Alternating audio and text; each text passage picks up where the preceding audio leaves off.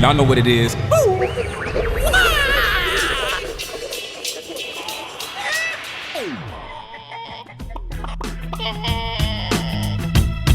Hey everybody, and welcome back to Eggs. Today's special guest is none other than Jason Yormark. Jason is the founder of Socialistics, a leading social media agency that helps businesses turn their social media efforts into real measurable results. With more than 20 years of marketing experience under his belt, managing the social media efforts for the likes of Microsoft Advertising, Office for Mac, the U.S. Air Force, Habitat for Humanity, and more, Jason has led the field, becoming recognized as a top B2B social media influencer and a thought leader by publications including Forbes. He's recently published the wildly popular book, Anti-Agency, A Realistic Path to a $1 Million Business, and hosts the Anti-Agency podcast where he shares stories of doing business differently. Joining the show today for a discussion about the social media strategies that drive real results, unique and different ways to think about running your business, how to create your realistic path to a $1 million business, and so much more. Please join me in welcoming to the show the incredible Jason Yormark. Hey, Jason, how are you, man? Good. Thanks for having me.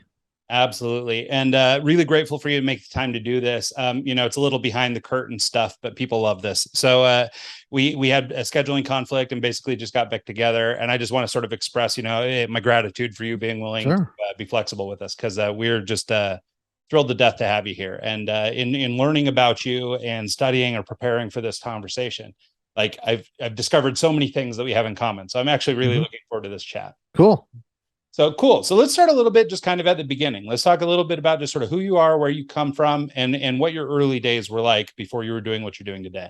Yeah. So, I'm getting old, 25-year marketer. I got started early, right around the .com bust, kind of learned a little bit about SEO and web design and just helping, businesses kind of get online. And I think that's really where my entrepreneurial bug started to really get going. And but I always kind of was in the mindset of play it safe, get the job, 9 to 5, sit at a desk, get your paycheck, benefits, all that stuff, have bills to pay.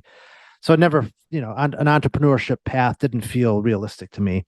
So I just kind of, I went through the motions and had different jobs. And as a marketer, it was like a revolving door, whether I was being laid off or let go for a variety of reasons, economy or businesses just wanting to go in different directions. I was always embarrassed by my revolving door career, but as I got older and I looked at LinkedIn, I started to see, all marketers actually change jobs every 2 years for whatever reason. It was kind of an aha moment for me, but thought I wanted to be a teacher, coached high school volleyball. I was like, I'm going to be a teacher. Always loved teaching people and educating. Got my master's degree and got into the classroom. And within a day, I was like, this is not the same as coaching. I have made a terrible mistake. This is probably not for me. And I had to rethink my career strategy. And luckily at the time, this is right around 0405, Microsoft is hiring like crazy. And went through some interview processes with them and got an offer. They said, you can go to New York or Seattle. And I said, well, I'm not going to New York. No disrespect to New Yorkers, but not my speed. So I went to Seattle. And I've been there ever since. Worked for Microsoft for about 7 or 8 years. Really, we were able to get some incredible experience there. Just working with all kinds of different people from all different aspects of life. Again, this is right around social media was starting out, so I got in early and helped kind of craft social media for Microsoft Advertising, eventually Office for Mac. Parlayed my experience at Microsoft for a variety of different agency jobs. But always wanted to do my own thing. And for me, that just came later in life. My early 40s, I was able to finally figure out the path to freedom for me, which was Socialistics. And for about 4 or 5 years, we've been able to, build a successful social media agency and living, my best life. So that's me in a nutshell. Yeah, no, I love that. I really appreciate you kind of breaking it down that way. And actually, one of the things that I think is such a good thing, especially for entrepreneurs who may feel like maybe they've missed the boat or maybe something happened and they aren't doing what they're supposed to be doing or whatever. Yeah. I think there's this insecurity that people have where they feel like they've done the wrong things, or maybe I misstepped, or, I'll never get there, and that kind of thing. So I love that it almost came to you at an older age. I think for a lot of people, I mean, myself included, worked in agencies, worked in places like that. I started some form of my business nearly 20 years ago. Yeah. But the company that exists today is totally different, right? And Sure. part of that is age. And I think that in order to get there, there's almost no shortcuts, right? I Hmm. think a lot of times you listen to these like brilliant minds on YouTube and all these kind of places, that you know kind of make you feel inspired like something's going on, but they're actually making you feel horrible because you haven't accomplished all you should have. Sure. And so so when I hear a story like yours where it's it finally clicked after all these years of experience, it really takes me back to this metaphor that we've sort of been working on just over the course of this show. I mean, you're episode number 272, so that's nearly 265 interviews that we've done on this show. Sure. And in that time, we've really learned about this idea of sort of layering on education, right? That there really is no shortcut. Hmm. And you might be able to optimize or maybe not step on the same landmine that somebody else did, but at the same time, you kind of have to go through the trials to be able to really apply this stuff in real For life. sure. So I appreciate you sharing that. Yeah, absolutely. Let's talk a little bit about just sort of the birth of socialistics Hmm. itself. So Yeah. you got to this point in your career, you'd been laid off, you'd worked, you've done all Hmm. these different things. At Yeah. the point you decided the entrepreneurial life was for you. Yeah. Why social media? Why was this the direction for you? Well, I think, I when you think about starting a business, you obviously want to tap into whatever resources that you do have. And resources take the shape of money, time, expertise, the relationships that you have. For me, really all I had was my experience. I had basically been in social media at that point in time for about 12, 13 years. That was my experience. I knew how to navigate those waters for clients successfully. I had seen it been done wrong so many times. So that was the least path of resistance for me in terms of being able to build a business that could scale and take advantage of my experience. So I had some reservations. I thought, well, do I really want to narrow my focus so much and walk away from other opportunities? But, that was a necessary choice. I think in this day and age, you really need to specialize. You need to kind of specialize either vertically or horizontally, like pick an industry or pick a specialization. And in many cases, I'd say even do both, and you're going to set yourself up for success. So I decided, I'm going to go horizontal. I'm going to pick social media, and that's the path we're going to go down, and we're going to stick to it. So that was, it was kind of a no brainer for me. I didn't want, to invent a product. I didn't have some, masterful idea of something to create. That was just, it made sense for me at the time. And certainly the level of success that we've been able to have has a lot to do with the fact that, I brought that experience to the table. Yeah. No, I appreciate that. And actually, one of the things that you hit there is this idea of niches, right? Narrowing our scope a little bit. Yep. It's funny. And, as a guy who's sort of contemporary with you in terms of age, we've grown up in a period where part of our life was lived pre-internet and then part of our life was lived post, so we have the advantage of perspective where we can kind of see how far things have come. Mm-hmm. And one of the things that seems to have happened with the internet is it's enabled everything. Right now, all of a sudden, anybody can do anything, anywhere, anytime. Right. But the reality is, with more options, like success is still found in choosing individual things, right? Narrowing down. Yeah. And for a lot of people, even myself included, I mean, our agency was a general purpose agency for almost its entire existence. Really only in the last few years have we been trying to niche down into specific. Yeah. But it's not something that occurred to us, right? The idea was, oh, well, I know how to do this and this and this and this, so let's do all those things. Mm-hmm. And so, but like they say, I mean, it's a little cliche, I suppose, but they say the riches are in the niches, right? Mm-hmm. So the idea being that by narrowing your scope, but I think it's exceedingly challenging these days because we all, especially if you enter into like a startup environment, for example, where you're forced to wear many hats, you become expert at many things, right? Mm-hmm. It's different than, maybe our grandparents' generations where you just did one job your whole life and then retired. Now we're asked to be very agile in the workplace. And so we have to pick up a lot of different skills. So I think being able to pick one that is your true expertise, but also having the discipline to niche down like you've done is a really great approach. Yeah, you need to, it's tough to do because your initial instincts are, I don't want to limit myself to just this thing in case other people want other things. The reality is if you don't do that, if you're just starting out now or you're in the beginning stages, you're gonna face some incredible challenges getting anybody's attention if you are trying to be everything to everybody, either through the number of things that you offer or the number of industries that you're trying to serve. You really need to narrow your focus because it's all noise. I mean, people, attention spans are shrinking. People are getting more and more irritated with the volume of communication that's being sent their way through email, texting, phone calls. We're getting inundated with ads and advertising, all these things. It all becomes noise. And so unless you have a very narrow specific message that speaks specifically to that decision maker and what they do and what's important to them, it's just going to get glossed over. So you really need to kind of carve out a more narrow path and then build off of that. Otherwise, I mean, it's to your point, anybody can do anything these days. Marketers are a dime a dozen, and especially if you're looking to get into the agency game or be a like, you better really have a narrow focus and build a portfolio of work that caters to a very specific thing if you want to get anybody's attention and to be able to scale a business. Yeah.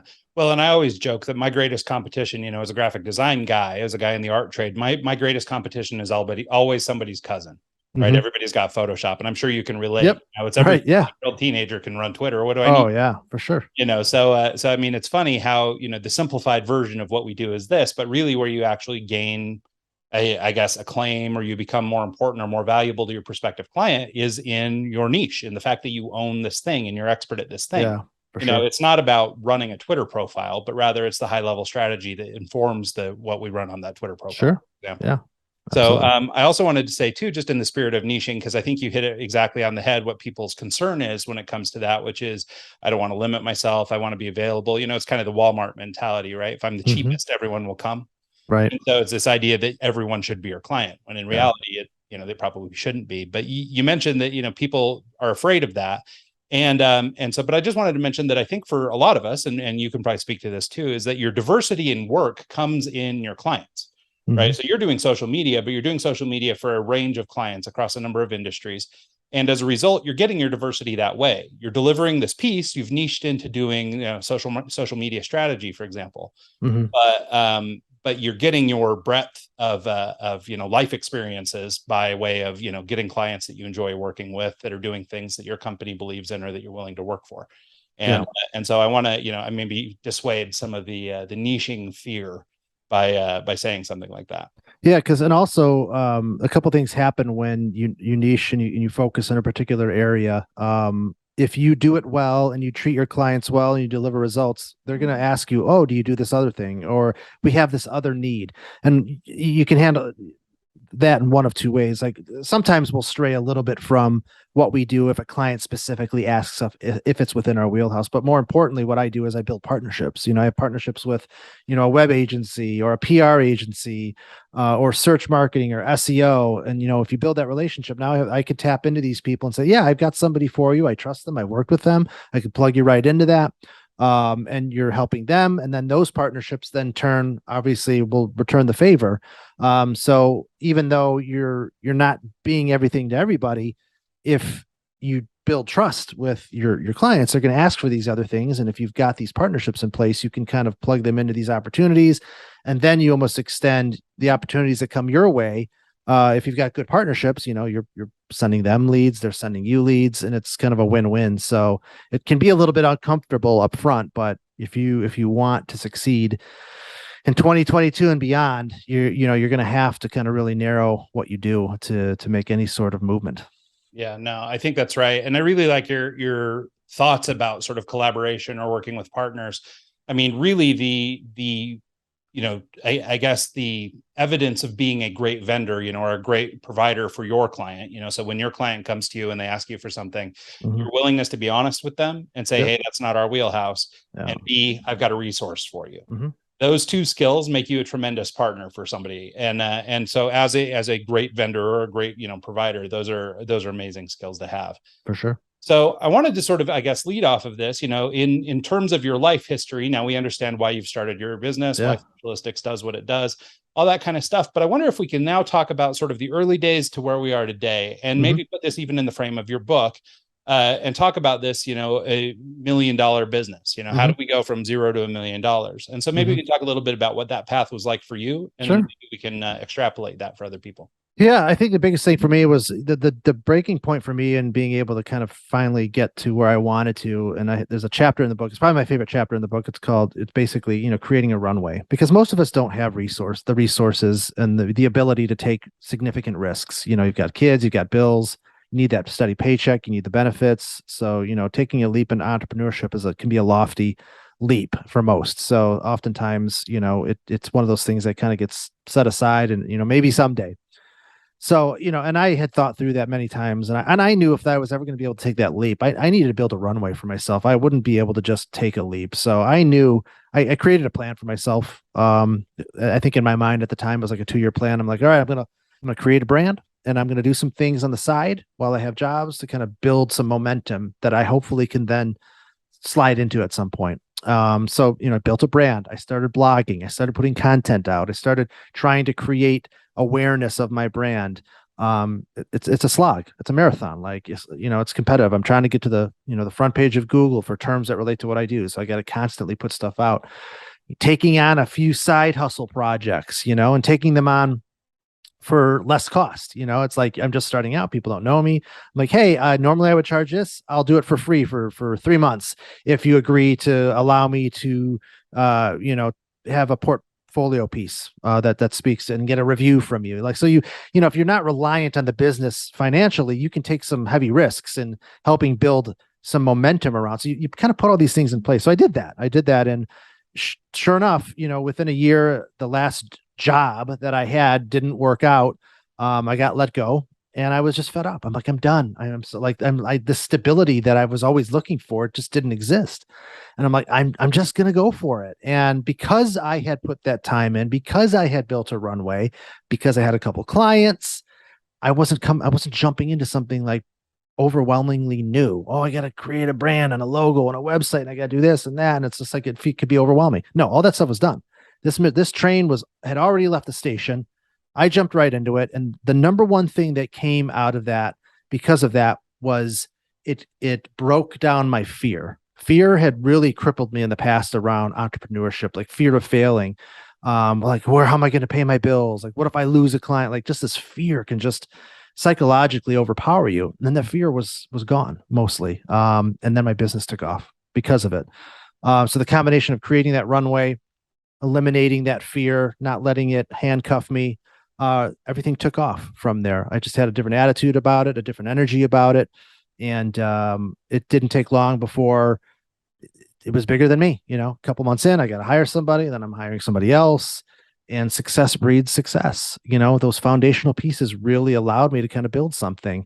And certainly, to your point, all the experience that I'd had throughout my life, I kind of peppered that into what I did, and certainly made mistakes, fail up, learn from those mistakes, but just a commitment to really doing things the right way. Not saying yes to everything, sticking to your guns about who you are and your core values.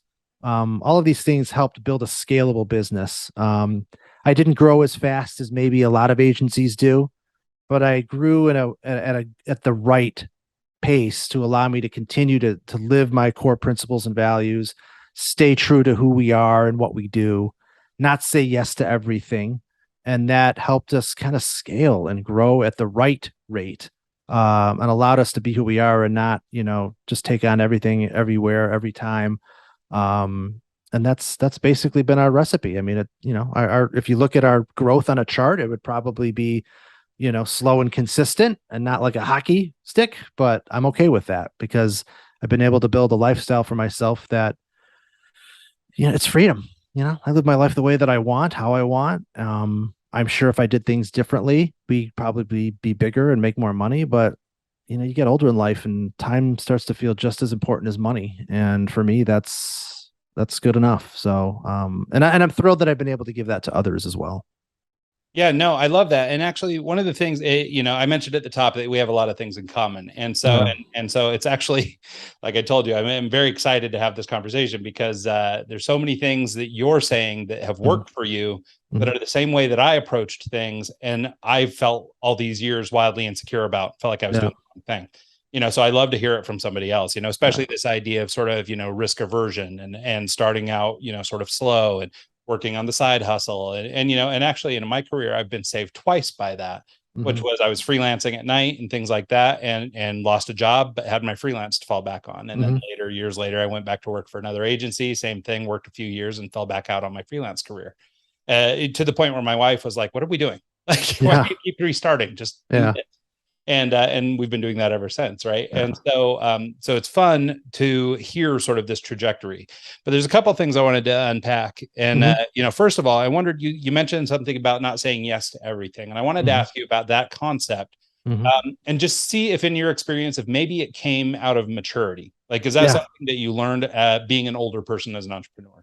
Yeah, for sure. I mean, that wasn't just some revelation. I think, and look, I'm not naive. You know, when you're just starting a business, you're going to say yes to some things, but just out of necessity, and that's okay. And I think that's really where my learnings and education came, is because, you know, as you get older, or as you have more experiences, your instincts become pretty solid. And I think, you know, I can think every client opportunity that we've worked on that didn't work out, I can tie it back to the original conversation I had with them and honestly say the red flags went off. Like I knew to a certain extent that there's something doesn't feel right about this, but I'm going to give it a shot because, you know, we're new and we need the experience.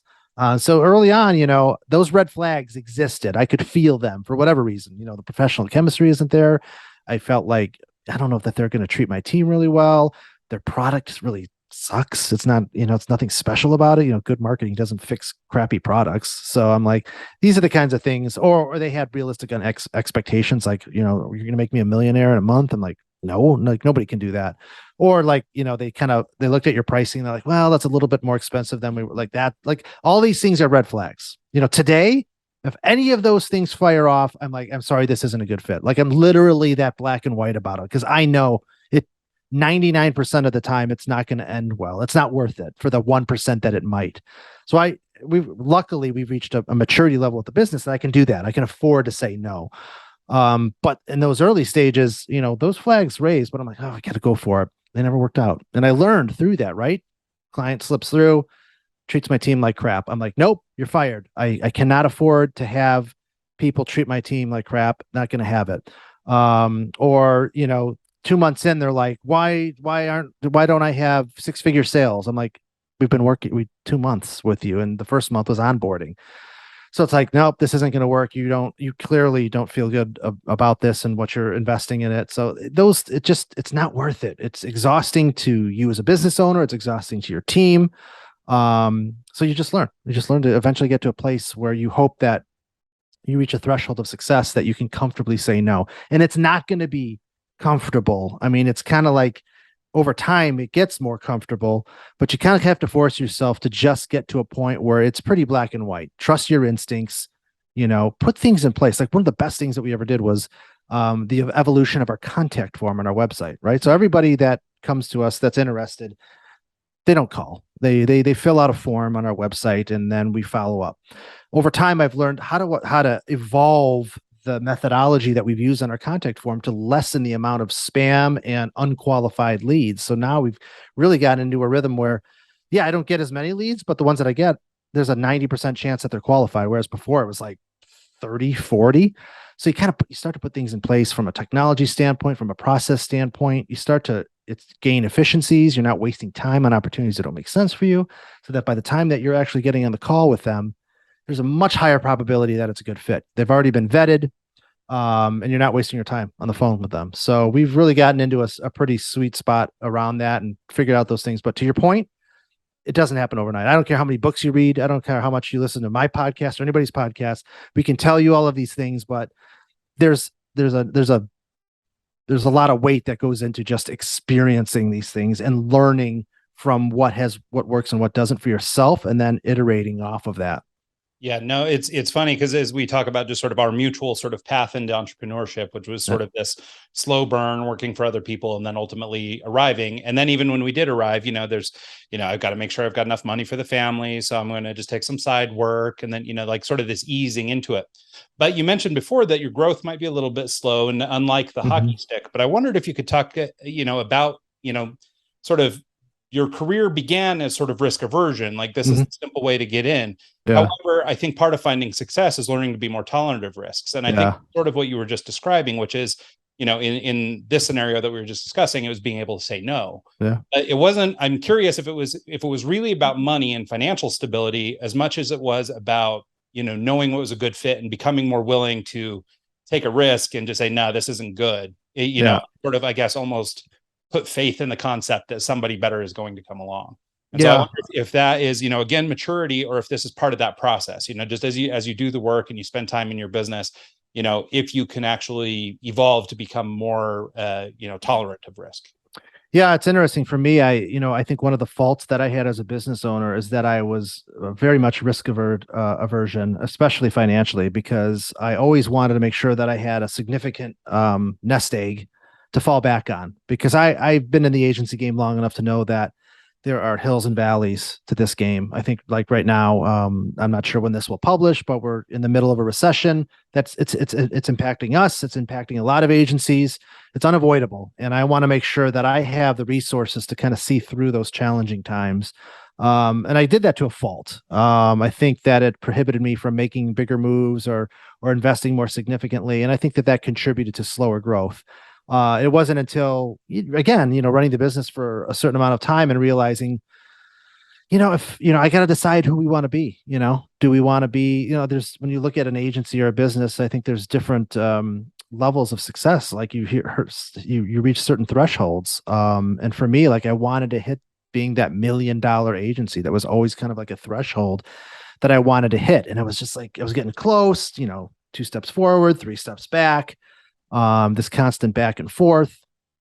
And I realized, part of the equation was basically, I wasn't making bigger moves, taking a little bit more risk, investing more money in advertising, or maybe hiring more than what we needed to accommodate future growth instead of just reacting. So it was these kinds of things that I finally realized, what, I got to take some bigger leaps here, because I'm doing the business and my team a disservice by being overly risk aversion. For the most part, that move was a good one. It allowed us to kind of break through that barrier. It's allowed me to be a little bit more balanced business owner in terms of not kind of being too extreme about how I take risks. So that's definitely something that I learned over time. I don't think that that's one of the things that, again, you read a book or you listen to a podcast and you can just instantly be risk averse or less risk averse. I think it's just everybody's a little bit different in terms of what their blind spots are. I think the best thing that you can do is to just approach things from I don't know everything. I don't know everything. I realize that. Hire people that are better than me. Surround myself with mentors and people that you trust that can help you learn and grow and think differently outside of your own kind of lane. If you take that approach, then you're going to work through anything. So I think that's really just the mentality that you have to have if you want to build a long-term business. Yeah, that seems right. And, I wanted to sort of explore this a little bit further and talk just about, in your case. So, I mean, you did, obviously it was an evolution, right? It wasn't an overnight thing. Like you mentioned, you didn't just watch a video and all of a sudden, boom, I'm risk averse or, risk tolerant. But I wanted to sort of frame this a little bit differently, or talk about it in the sense of a different kind of mindset. So when I was preparing for the show, I was listening to one of your podcasts from earlier in July with a guy named Brian Bogert. And I thought it was really an interesting conversation. I mean, for me, it was wildly therapeutic, right? Because a lot of sort of the, I guess, personality conflicts or sort of, even side effects of the way that you were raised and things like that all parallel mine. So I actually really enjoyed the conversation. But one of the things he talked about in that conversation and was trying to get you to explore, and I would encourage anybody to go take a listen to this podcast. In fact, I'll put it in the show notes just so anybody can go back and listen to this episode. But he talked a lot about scarcity versus abundance mindset. And I feel like this concept of scarcity versus abundance is critical. And I think it allows for things like, risk aversion versus risk tolerance. I think it allows for decision-making that allows you to move a business forward and that sort of thing. And so much of us, or so many of us, are trapped in this, right? And especially right now, like, at the time this episode is being taped, we're right in the heart of a recession that's likely going to get worse before it gets better. Mhm. I mean, we're all, surrounded by fears and things like that, and very few people are actually looking at all the opportunities that are becoming available. And so, but I think so much of it roots back to this scarcity versus abundance mindset. And so I wondered if you'd talk just a little bit about, this concept that Brian brings up, which is this idea of playing not to lose versus playing to win. Mhm. And I think both Yeah. you and I come from the same background, both single parent household, both had sort of these, I guess, ideas maybe implanted in us, which is Yeah. part of what led to our maybe our slower Mhm. growth or our sort of risk aversion, right?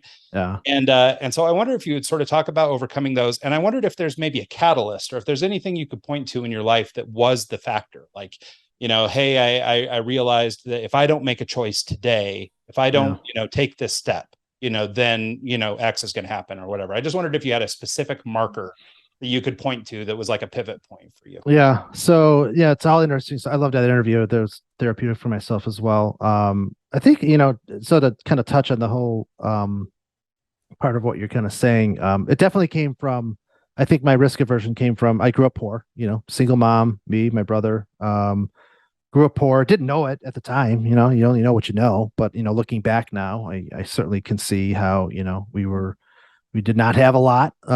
So I'm certainly somebody that I think is a little bit more risk averse because of it, because I'm afraid, it's like that fear that's deep down, like, oh, I don't want to, fall back into that similar. I mean, it's not going to happen, right? But it's psychology, it's how you grow up. But I'm self-aware enough to know that that's where it's coming from, so I've been able to kind of work through it. But in terms of, I think a breakthrough, I don't know. I think it was just, you get so busy working on things, and sometimes you just forget to kind of take a step back and see what you've achieved. And I don't know if there was if it was one specific moment, but I think that I always had this $1 million business. Like, it just saying that just didn't seem real to me. Like, I never thought, when I started the business, I'm like, is that really like possible? I'm like, am I that guy? Like, is this gonna happen? Like, and as I got closer and closer, I'd be driving in the car, and I'm not like, I don't even know if I have tear ducts, so I don't cry very much, and but I'm not like emotional, but I'm very not sentimental is not the right word. I can't think of the word. It starts with an S, but I drive in the car and I think about, I envision hitting $1 million, and I could feel myself start to like get really emotional about it. Not sensitive. Yeah, maybe sensitive is the right one. And I think about it all the time, and I'm just like, man, when I hit that, I'm like, what's going to happen?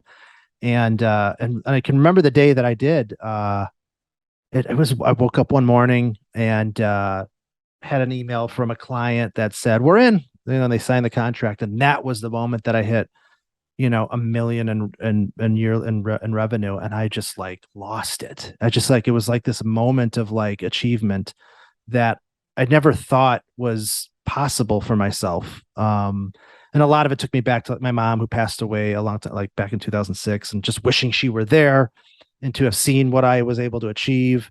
It was just this incredibly emotional moment. And ever since then, it's just like, well, it doesn't matter whatever happens moving forward. Like, I've accomplished something that I never thought would be possible for myself. And no matter how much failure we hit, or if we dip under, like, I made it.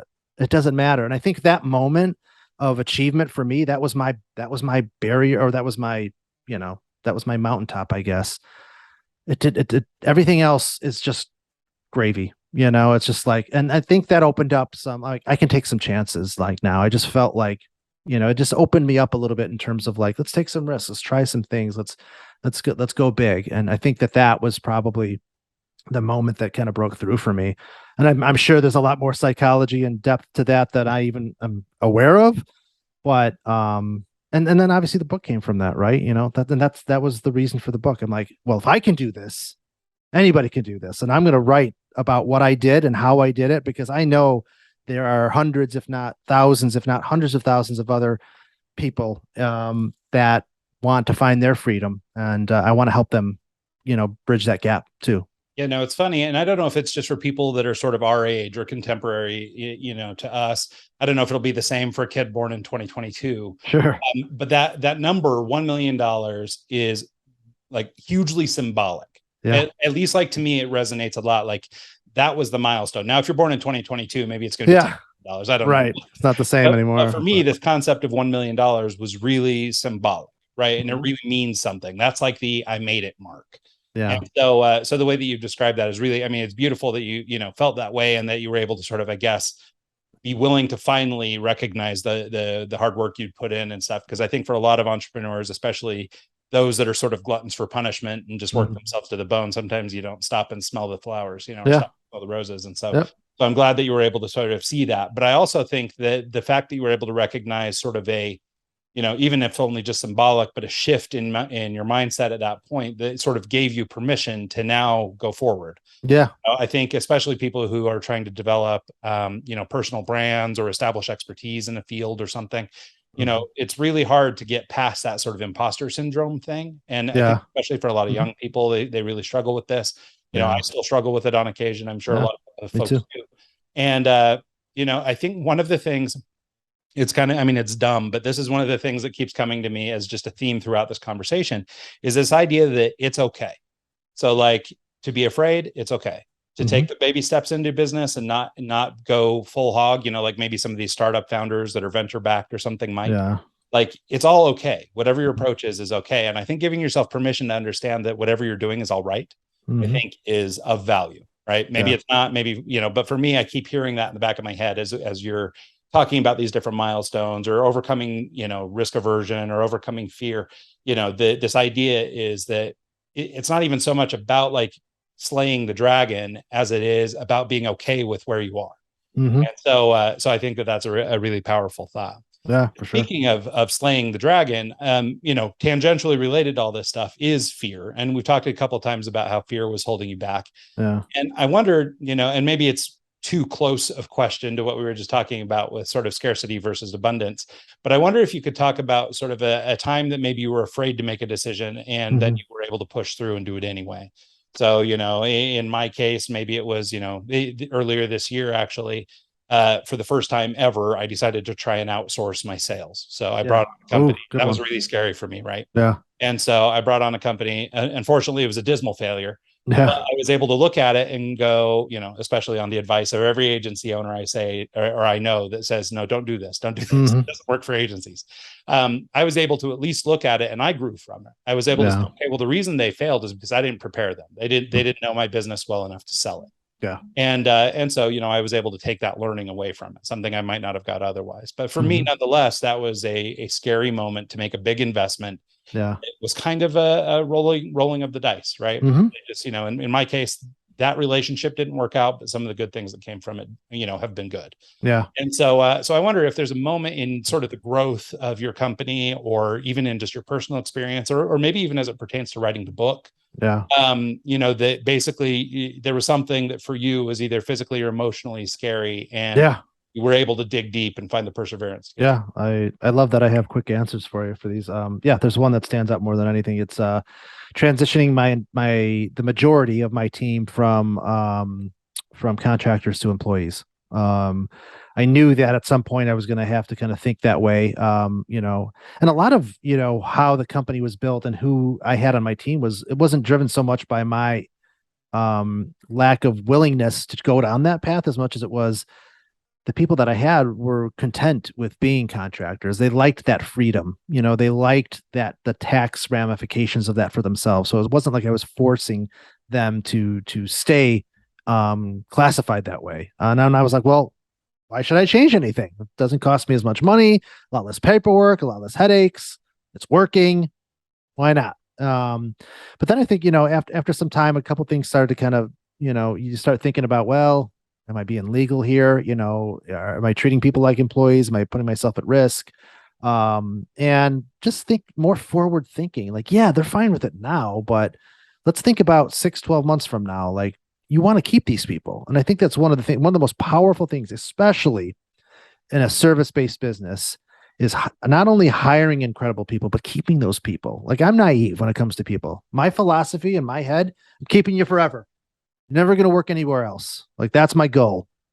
That's kind of naive. That's, in this day and age, that's pretty rare, but I still believe that I can hold on to people a lot longer than most might. That's my philosophy. And I'm like, well, you probably need to start thinking about, you know, transitioning your workforce into full-time employees to give them that stability and to give them even though a lot of them are younger and maybe they're not thinking about 401ks or health benefits, you need to put those things in place because you're showing a commitment to them and that just takes it to another level. So, but that was a huge move for me. I'm talking about moving 5 to 8 people from contractors into full-time employees. That's a big investment.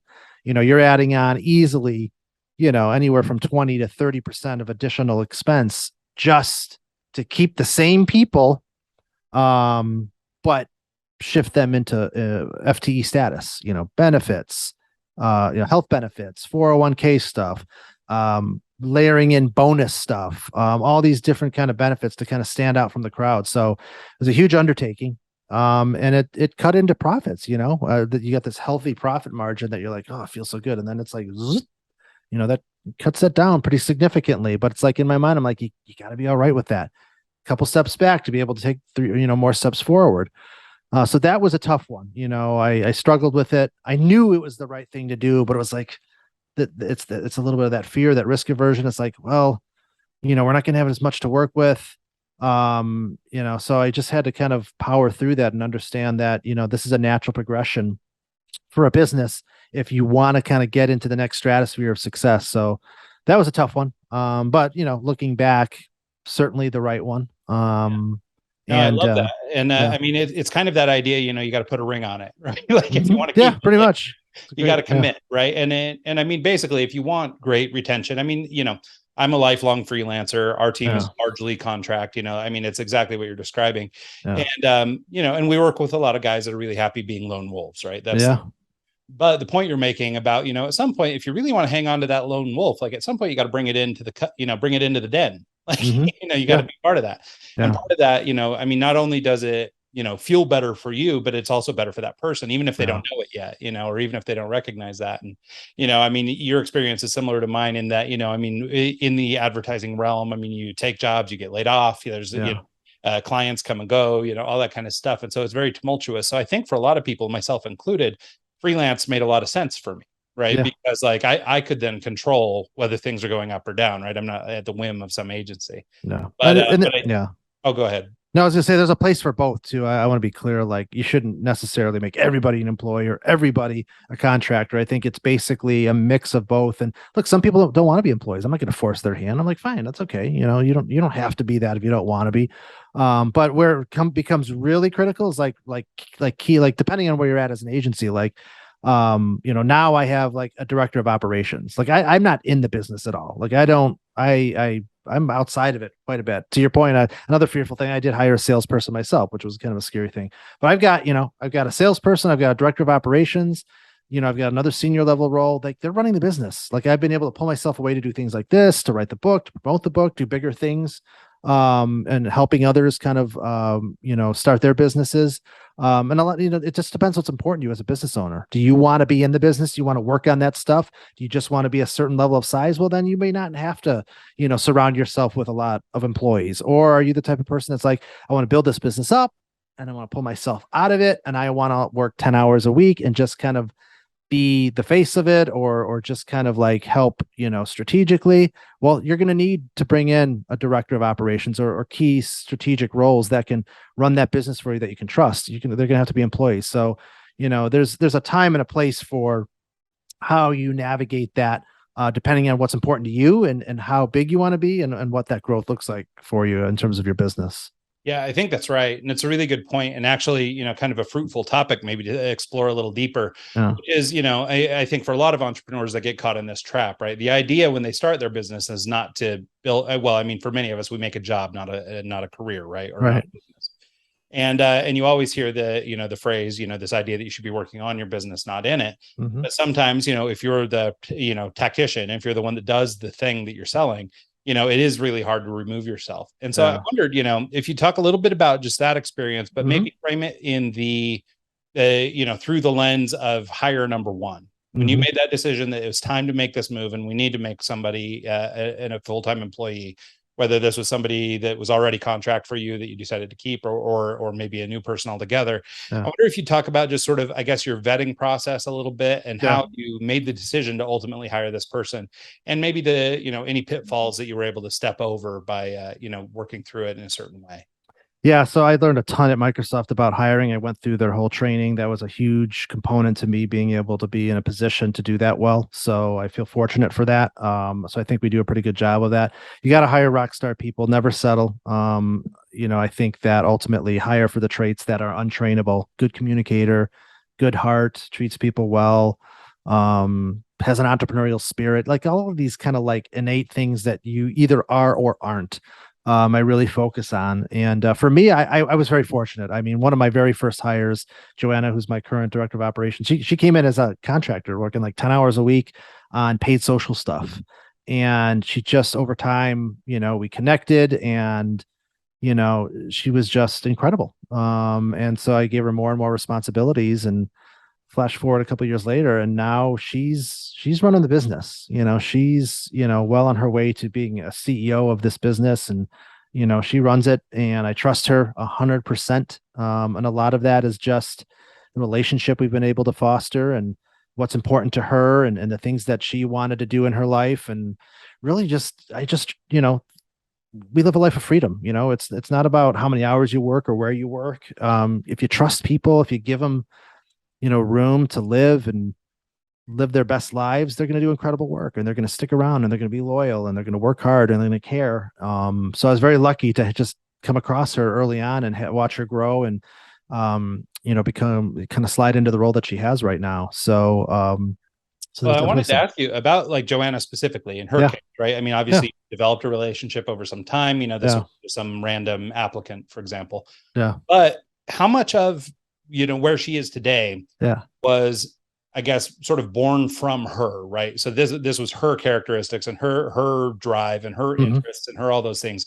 versus what you imparted on her. And the reason I ask, and the Yeah, reason I'm trying to understand this part, is for that person who is trying to develop the trust to move out of their business and actually yeah, bring somebody in to run it. Like, I think one hurdle or one potential roadblock that people see is, well, I have to train somebody, I have to get them, yeah, they need to be me, right? It's a hmm, replacement of me. yeah. And so I wonder, if you can sort of break that down a little bit. Yeah. No, she look, she might tell you differently, because I'm overly humble in terms of what I bring to the table and who I am, almost to a fault. But I mean, look, the reason she's where she's at has more to do with just who she is as a person, and just her I just there's a little bit of luck with her. I mean, obviously I came across her at the right time in the right place, but it's not just one thing. I think it's just we connected. She's good people. I always talk about this concept of good people, which I feel is like not the norm anymore. So it's hard to find really good people that just they just get it. They know how to communicate. They have intellectual horsepower. They have emotional intelligence. That's a big thing that I would talk about a lot, is the whole emotional intelligence piece. Is just she knows how to navigate difficult situations. She doesn't take things too personally. She's just she's got that rock star approach to things. I don't have to worry about anything with her, and I think a lot of that just was born. I think a lot of it comes from you know I'm very nurturing, and how I might treat my relationships. I have a very small circle of people that but if you're in that circle, I take care of you. I feel like I'm generous. And I think just treating her incredibly well, and allowing her to live her best life just made her want to be better at everything that she does. She feels empowered, she feels in charge of what she does, and she wants to do more. She wants to be better. And I think when you just treat people that way, and this is part of the anti-agency thing, right? I mean, we do things very differently. Sometimes to a fault. Sometimes I'm overly generous, and sometimes that you could probably poke holes in that, but I think much more good has come out of it than bad. And she's a direct result of that. Somebody that I trust that runs the business and will continue to probably take on more responsibility. So I think it's just, you've got to find the core values of, do they align to you? Are you the kind of person that is going to treat people well and allow people to do things that matter and not get overly concerned about things that don't, like, oh, are they working? Like everybody always asks me, like, oh, how do you know what they're working on, or how? I'm like, I don't care. I care about results. Like, here's your work, do it. I don't care if when you do it, just be where you need to be when you need to be there. Do kick-ass work. Be an adult. Another anti-agency thing we do. We don't track hours, which seems crazy in the agency game, right? Oh, you got to track hours. Like we don't do hourly. And I used to track hours to get some baselines, but we don't do it anymore. Team loves it. Why? I mean, I was just like, why am I doing this? What value am I getting out of this? Is it because I need to know that they're working? Like, it was great for a little while because it kind of gave us a sense of like, how long does it take to do this thing or that thing? But after a year of that, it's like, we kind of know. So it's like, you know what? No more time tracking. I don't care, freedom. So I think a lot of it has to do with that mentality.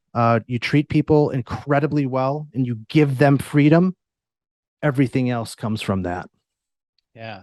Well, let's talk a little bit more here in our sort of closing minutes. Sure. Let's talk a little bit about just sort of this anti-agency ethic and where that sort of came from. We talked a little bit off air prior to the show that this is something that I'm very interested in as well. Mean, having worked in traditional agencies, there are things that I don't like about that we've tried to fix in our business. But one of the things that you really push through your book, Anti-Agency, is, these ideas of, doing things just a little bit differently. And you've just given a couple examples, but I wonder if we could talk a little bit more about just sort of that ethic and what it really means to you to be sort of anti-agency as an agency. Yeah. And, the funny thing about it is that I don't claim to be like an inventor of all of these sorts of things. There's other people that do them. But I think just collectively, when I think about all the things that we've done that have allowed us to be this successful, it felt like it was against the norm. Now, as time goes on, a lot of these things start to become the norm, right? Like one of the things I might talk about is, we're a virtual agency and we don't time track. And it's about the work. I don't care when or how, that I believe makes us still somewhat anti-agency, but I think a lot of people are coming around and realizing, well, this is the new norm. So that's certainly part of it. I think the other thing is just, I'm very transparent about the business. I talk to my team about, the health of the business, where we're at financially. I'm very, I have a zero tolerance policy if clients treat my team poorly. My team is my business, and I just have a zero tolerance policy for clients that treat them poorly. Unlimited vacation. Like it's like, you need time off, take time off. I don't, again, not a revelation. There's plenty of companies that are kind of moving to that sort of model. Saying no to more than we say yes is definitely something that I think aligns to that. And, we do a lot of month-to-month contracts with clients, which has been kind of anti-agency. I think a lot of agencies do 6-12 month contracts. Our philosophy's been, we do great work, you're going to stick around, we got to earn it. So those are the things that kind of come to mind in terms of, everything that we do is just trying to spin things on their head. And like another one that we're kind of floating around right now is, and for us, I don't know that it would be as much impactful, but like, do we want to not work on Fridays? Should we just do Monday through Thursday and just remove Fridays, from the mix? So we're exploring that. What does that look like as a business? We got to make sure our clients are taken care of and it doesn't impact them in a negative way. But is that, something that might be a significant move for us? Interestingly, we put out a survey to our team and it wasn't as important to them as we thought it could be. And I think that's a reflection of the fact of how we've just been as a culture, which is, we don't track time. We don't care when you work. We don't care where you work. So shifting to that isn't much like, it's like, well, it doesn't really matter. We already feel like we're living a life of freedom. But it's like always pushing ourselves to kind of think about, what can we do that's unique and different for our clients or for the business that kind of breaks the norm. So we're always kind of have that mindset in place. I love that, and you keep sort of, and maybe this goes back to sort of that humility, right? But you sort of keep couching all these things that you're doing as, oh, well, other people are doing this. But like, I mean, yeah, they are, but I mean, the lion's share aren't. Yeah. The lion's share are still, doing things in sort of, I guess, what we would consider older or more traditional ways. And, for good or for bad, right? I mean, maybe it depends on the business, maybe it depends on the leadership, maybe some leaders aren't capable of leading this way, right? Maybe that would give them incredible amounts of anxiety or something, right? So, I mean, different strokes, right? And this is one of the things that you can offer. And so, but I think that one point that I just really wanted to call out was, because of your transparency or because of your policy of sort of sharing these decisions with the people on your team. And maybe this is something that's more unique to smaller organizations where you've got, 8 or 10 or 15 people where you can have these conversations. But, being able to include them in those things, I think is really important, especially in the agency world, because traditionally, especially in big shops, like things are run top down. Like these things are imposed on you, right? Even if it's, good or bad or whatever, like maybe we're not going to work Fridays anymore, but that comes from senior leadership or something, right? Somebody's rolling that downhill on you. And as you've discovered, when you offered that to your people, they're like, well, yeah, no, cool, but it's not critical, right? It's not that big a deal to us. And, but I think being able to receive that feedback and now go, okay, well, maybe Fridays off isn't that critical, but I don't know, maybe we start Mondays at noon or something, whatever the next thing is. I think being able to have that conversation with the people you work with is important. And I think it also sort of just reinforces the, I guess, trust in your team that you've sort of been espousing here, and how important trust is as a factor. Yeah. I pretty much, my philosophy is make it damn near impossible for anybody to ever want to leave working for this company. That's my goal. That's how I live. That's how I think about it. Because hiring, training, mentoring, onboarding, these are expensive, time-consuming things. And if you're constantly having to churn through people, like you're going to die in the vine. So been very lucky enough to be able to combat that by having an amazing team that stuck around for a long period of time. And again, success breeds success. People stick around, they get better at their jobs. They become more efficient. What might have taken them 40 hours a week to manage over time maybe takes less amount of time. So it's a really great formula. And I just live a life of just being generous. I don't need, millions and millions of dollars. Like as long as I can live comfortably, the bills are paid, I get to live the life that I want. I'm going to give back to the people that have allowed me to live that type of life. Because that's what's going to make the business scalable and ensure that I have it throughout whatever time I have left on this planet. So, well, and I think that, that goes back to this conversation that we were having earlier about sort of scarcity versus abundance and sort of just the mindset that is required to sort of just be happy and healthy. And back to my stupid little call out, this concept of it's okay.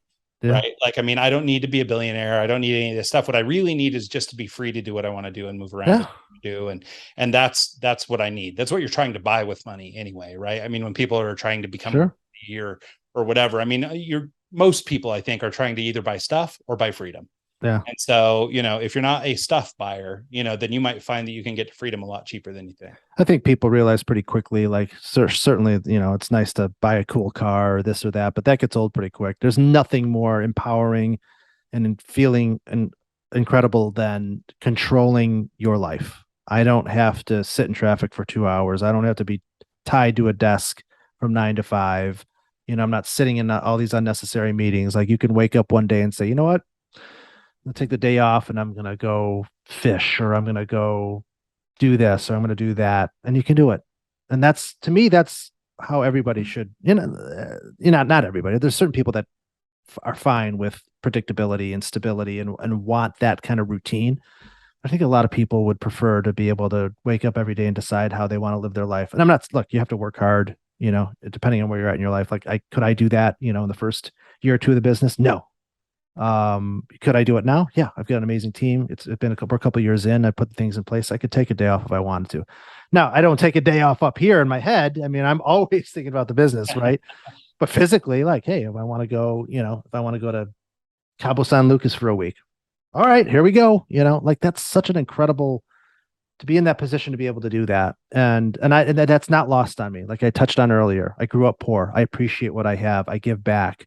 Like with the book that I have, I give 15% of the proceeds back to a domestic violence shelter. Like I want to give back. We have a Socialistics Cares program at our agency. We always highlight, an organization and donate and provide, coverage for them. So, but I think that's inherently why we are what we are, and we've been able to do what we do. Good people with good hearts that care about each other, that care about making the world a better place for themselves, their family, their friends, and the organizations that they care about. And so that's why we're where we're at.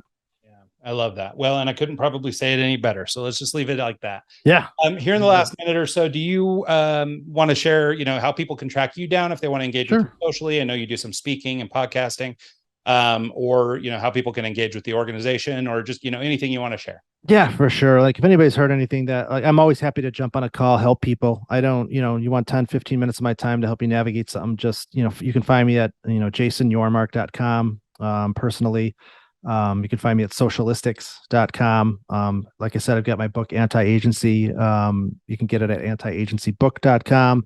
And hey, if times are tough and you don't want to pull the trigger, just shoot me an email, give me a call. I've got about 200 books sitting in my closet right now. I'll send you a copy. All I care about is helping people navigate finding their path to entrepreneurship. Because honestly, even if one person ever got back to me and said, I read your book and I built $1 million business someday, and your book had a lot I mean, that in and of itself would bring me a level of satisfaction that it was worth it. So anything that you need, feel free to reach me out on any of those paths, and happy to be a resource for you.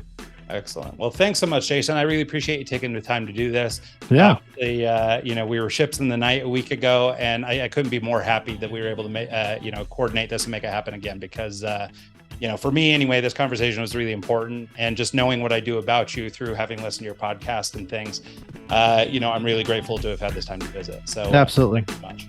Yeah. Thank you for having me on the show. Great time. Absolutely. And thanks so much to everybody who tunes into the show this week and every week. See you guys next time.